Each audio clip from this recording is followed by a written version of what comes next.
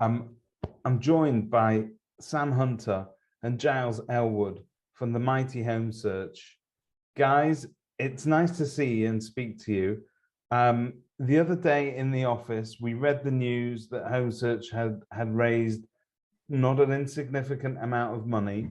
And so we did what we do here at Kerfuffle, and we ran around the office high-fiving each other. And then we stopped and went, hang on, this is great news, but what does it actually mean? So what does it mean for Homesearch? What does it mean for the agents that use Homesearch? And what does it mean for Mr. and Mrs. Vendor that are going to be using a Homesearch agent? Tell us all about it. Good question. Sam, if you want to give the structured, organized answer, you're far away, or we can have the kind of more casual Giles answer. But go on, Sam, you start this one. I'll look forward to the more casual Giles answer. David, thank you for putting me first in that preamble as well. Hopefully some of our more casual chat before we hit record does make it to air at some point. It is a really good question. How are we going to spend what is not an insignificant amount of money over the next 12 to 18 months? We actually asked our customers how we should spend it, but we did it in a way where we didn't tell them what we were really asking them. So we may have announced the funding last week, middle of Jan 2022, but we actually closed the round at the end of November. It's actually literally on the day that I flew out to see my family for the first time in 3 years, sitting at an airport at Heathrow, and got an email saying we're all done and dusted. And that was much better than the following 24 hours on a plane with a 1-year-old. What we did when we sort of had a pretty fair indication that everything was going the way that we believed that it would, we conducted a really robust annual survey of our entire customer base. Not everyone answered, obviously, but we were fortunate enough to have a number of people come back. I think it was something like 38% of our user base responded, which is really good for a survey. It highlighted some pretty obvious challenges in the marketplace around stock levels, fees, and how people can actually increase their fees, not just hold them, which actually that was the most encouraging thing out of it took just under 6 minutes to complete that survey, which is a long time to do a form. And the coolest thing that came out of that was people who were looking to actually increase their fees rather than just compete against somebody offering 0.5%. And then the third one was actually people were pretty happy with the volume of inquiry they were receiving into their business, but they were only converting in some instances like 20% of their vowels. Yeah. Because people were just sitting on their hands. They weren't missing it to other people. They were just saying, we kind of want to know what a house is worth, because maybe we're going to find something we like and we'll cash in and we'll move, but we haven't yet. So we're just going to kind of chill out. Thanks very much. So we took those results and we sat down as a group ourselves. We actually ran through every single answer with our entire commercial team and our development team. What Giles did, I wasn't there. I was literally sitting on a beach in quarantine. So I'm not sure who had more fun that day, actually. And we said, right, these are the problems. What can we build to solve them? And fortunately, usually we ask those questions and we say, what can we build on a fairly shoestring budget to solve them? Now we said, right, if we've got a reasonable arsenal at our disposal that we don't want to waste, but we do want to spend in the right way, what can we do? So we actually came up with the benefit of a few good agents who are sort of in our camp as well, who actually participated in the fundraising process and gave some interviews and testimonials to Octopus. 3 quite major releases that will come out this year, one of which has been worked on through Christmas, over the holidays, and will hopefully come out in the next few weeks. That will actually try and solve that conversion problem to start with. Fees is an interesting one. I don't think technology can solve fees in itself. And then, everyone's main answer of how do I get more gigs? Fundamentally, that's how we've grown this business. We went from when Giles and I were on webinars all day, every day through the start of 2020 to a year where neither of us felt like we did any work last year because we were so heavily involved in this fundraise, to a point now where we've been back at work. He's been back at work for a month and a half. I've been back at work for 3 weeks, and we're kind of in that get shit done mode again, which is quite cool. So it sounds like we believe that we can refocus you and kind of rejuvenated you, but also given you that extra resource that you need in order to make these new products come to life? Do we look rejuvenated?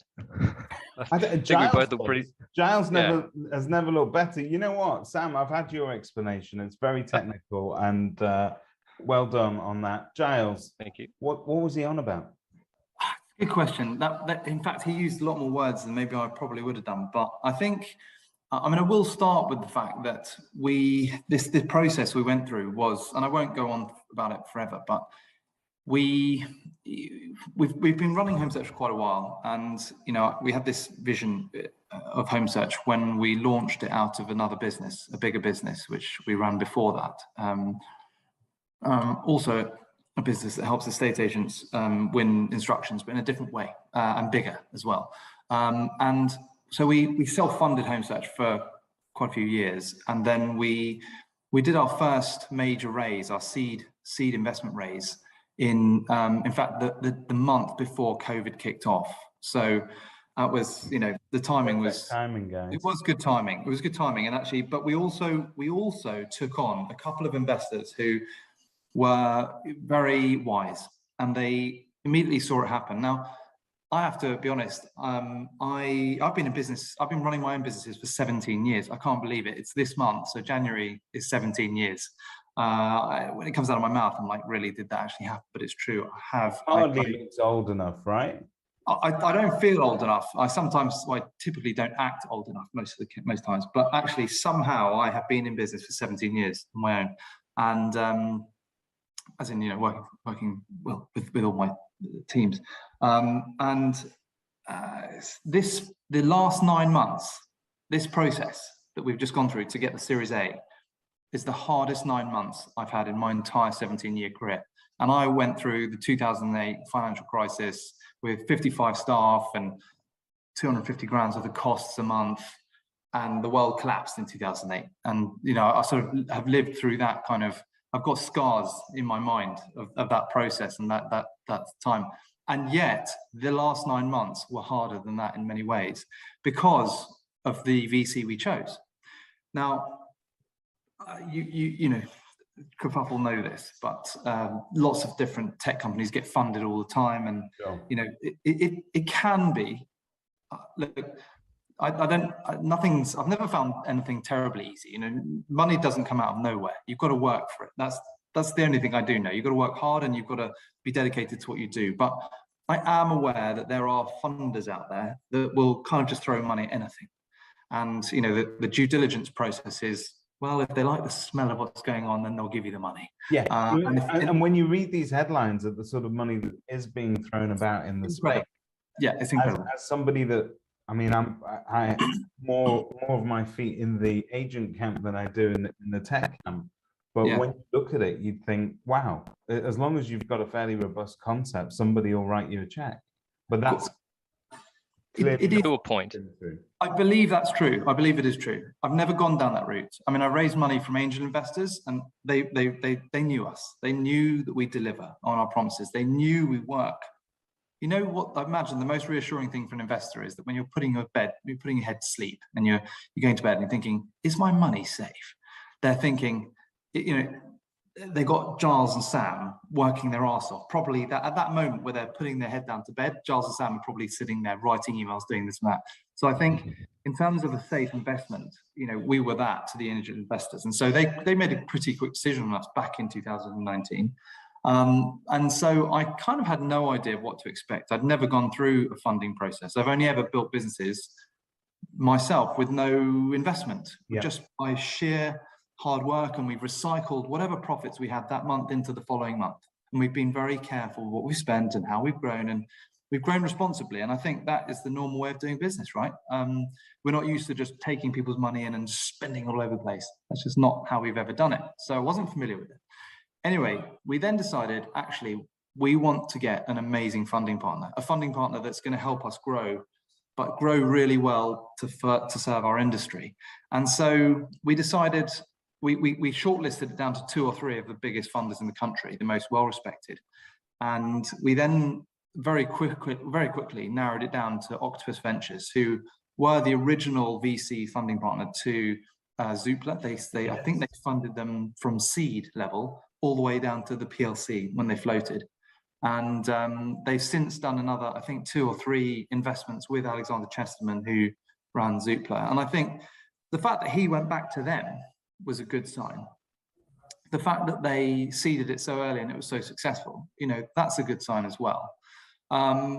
And actually, the more we spoke to them, the more we realized they were really a very decent investor. You know, they're not a kind of, you know, slash and burn VC or PE firm. They're not only fundamentally obsessed with the profitability and who cares about the clients and who cares about the damage that gets done in the meantime. They weren't like that at all. And actually, that was really refreshing. And then they were really impressed by some of our kind of we've got ambitions for, you know, corporate social responsibility, and you know, we've got some interesting environmental factors about our business that we're looking to push. Like, you know, we use wood-free paper, and we do absolutely everything we can to recycle stuff. We're pretty good at that sort of stuff, and I think they quite like that about us. And there were lots of other benefits other than their money to them, but that was the courting process. And before we knew it, we were kind of, you know, flirting in love with each other. And we're like, they looked at us, and although they didn't tell us this at the beginning, they only told us this after we signed the deal. They said, in fact, in the beginning, they were like playing it pretty cool. But as you do. As you would do, as I probably would do if I was in their shoes. In fact, I'm not very good at playing it cool, but I'm kind of heart on the sleeve, cards on the table. Here I am. This is what it is. Take it or leave it. But they were playing it pretty cool at first. They admitted to us after the deal was signed that we were one of the fastest growing companies they'd invested in. I was like, well, you didn't bloody tell us that in the beginning, did you? You know, you were playing it really cool, like, oh, well, you know, this could be here and this could be there. We were taking it really personally. And so anyway, the point was in that courting. When you look at it, so in that courting process, and when you look at the investment that's been made, and particularly look about the space that you guys occupy within the market, anything to do with data at the moment has a buzz about it. I know it's not a sector of the market that is without its competition. It absolutely is, and I think it's fiercely contended. But I also think it's the one area that seems to be delivering value for agents that possibly wasn't even there 10 years ago. It will do. It will deliver for agents, and I think and data will. It's not a sexy industry, data. I mean, for a lot of people, they can just glaze over and get quite bored quite quickly. But in reality, it is what's changing everything. Data is changing absolutely everything. The data is what's building more aerodynamic cars, which is lowering fuel consumptions. Data is what's making our journeys more efficient and pleasurable, and making all sorts of stuff, even stupid things like our clothes more comfortable. You know, the data in the background is making human life easier. And so, yeah, and in agents' terms, I think there are a number of other property companies or data companies in the property industry, right? But they're all quite different, actually. And one of the things that went through this period, incredibly stressful and very time-consuming process of due diligence that the VC did on us, is really forensic investigation. I mean, forensic on another level. The reports that they had drawn up on us, I'm talking about hundreds and hundreds of pages. Yeah. They took microscopes to everything, every element of our business. They looked at all of our clients. They interviewed our clients, you know, and I said, well, which clients do you want to see? Well, I want to see 5 of the big ones, 5 of the medium ones, and 5 of the small ones. Okay, cool. So what should I tell them? Like 10, 15-minute chat? They're like, no, it could take up to 90 minutes. Right. And they'll need to fill out this pre-qualification form, and they'll need to also provide us with a check on all the information we've checked. And I thought, oh man. Anyway, so luckily somehow we got all the clients they wanted in the big, the medium, and the small. And another thing they came back to us and said was, it almost felt set up. All our clients, and this is probably because Sam could not sort of charm them with his little Aussie accent, and said, look, can you do us a little favor? You know, I won't do the Aussie accent. I can't do it very well. It'll probably come out a different one. But they said that our clients were so positive and warm about not just the business that they currently do and the ROI they've had, the return on their investment, but also their excitement about the future. And so we were like, yeah, that was cool. I think that's fair to say. If you do, I keep my eye on what goes on the Homesearch group on Facebook. Don't think I'm not watching you, Hunter. I'm there all the time. But I think what's really It's lurking for in the me, background. always lurking. But when I'm talking to people in the industry, when I'm talking to agents, if they are a Homesearch user or they've had interaction with you, I think it's fair to say that they do become fans. That they're not just customers, but they do become fans. They buy into your wider ethos, and I think they also understand that you don't just see them as a means to an end in terms of paying the bills at the end of the month, but you're there to nurture their growth and to help them along their journey as well in terms of delivering that value. And that is, it's incredibly clear from talking to those agents, and I'm sure that the VC people, when they were doing their diligence, Yeah, they got a flavor of it. That's what they came away with. It was actually, you're right. I mean, that they referred to that as sort of intangible value. And that was actually what allowed Giles and I to hold quite firm in looking for what it was that we were looking for, because everything, it was literally 9 months of not just due diligence but negotiation, and I think we all ended up, they got the business they wanted to invest in and see grow. We got what we needed to see our vision through. And I'm hoping, I mean, we're nearly 2 months into a partnership. It's going really well so far. I firmly believe that Homesearch will be more of the same, but at scale this year, if that makes sense. I don't think you can expect too many radically different things from us, but we will just be able to do more of what we need to do faster, which is quite exciting. And what does what that means for the clients is it'll be simpler, easier, more powerful. That's actually, and faster. God, that's a symptom of a business that's grown quite quickly. Our system has got heavier and fatter and fatter and fatter, and now we're putting it through the gym right now. So we're living in a world that is getting faster and faster, but it may be a market that gets slower. And actually, where the agents need to have tools at their disposal that will flex different muscles, because I think we've all just lived through 2 years of a whirlwind market where we've not even had a chance to catch our breath. And now we're waking up to reality where there are still buyers, there are still sellers, but the work, we're no longer just throwing up boards everywhere. 6 months ago, I could have walked out into the middle of the street and went, "House for sale!" And 6 people would have just come down and we would have been in a bidding war just there and then. But now this is a different reality, and I think that Homesearch, tools like that, but certainly the sort of stuff that you're hinting at bringing out in the next year, hopefully are going to help people like me to not just walk out in the middle of the street and shout "home for sale," because I'm not sure it'll have the same effect in 6 months' time. You won't need to. You won't need to. I think, the future of it will be being able to very clearly, and people often, and still to this day, there's a lot of people like, what actually does Homesearch do? And it's really simple.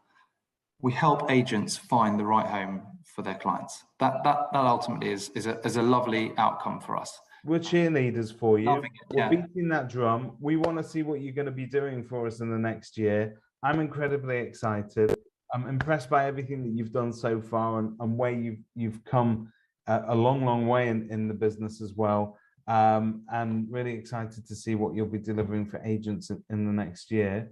I've loved our little catch up, guys, but in about 7 minutes, I have to be stood in somebody's living room telling them about how Homesearch can maybe find their next home. So we won't get in the way. I feel like we've already won this game show.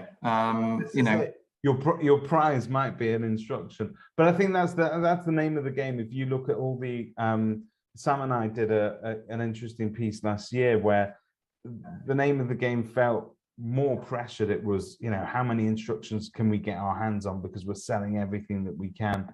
I think you're hearing the same messages today from the market, that there's still not enough instructions out there, but Sam he tells a very intelligent story, because there's more to it than that. it's not that there aren't sellers out there. There are sellers, but those sellers need to buy something, and they struggle to find the right sort of thing. And all they've seen is everybody else cashing in on a crazy market. And they also have heard stories of people falling off the ladder or becoming homeless as a result of not finding the right thing, putting themselves under crazy pressure. And that's not really what they need to do. They're motivated, but not that motivated that they need to sort of go and endanger themselves. So I think it's a fast moving story in terms of what's going to happen to our market over the next year. And I think agents will have to work harder and smarter. And hopefully you guys are a part of that. Thank you very, very much for taking the time to catch up with me. Thank Sam, you. we're going to let you go to bed because it looks like it might be midnight or something there in Australia. 10 p.m. I think. Giles, I don't see enough of you, man. We're available. I'll be honest, we've been hiding. The last 9 months, I was hiding under my desk for a lot of it, just doing numbers and scribbling and replying to emails. But I'm out now. We're out. They've let me out of the cage. I'd be delighted to join you on as many of these game show host scenes as you want. I love the background. Honestly, I feel like Bob Hope is going to come out any minute now and he's going to say something cool. But I aspire to a little bit of Bob Hope. And on that note, I'd like to thank you to all our viewers at home. Have a great 2022. Thank you. Cheers, guys.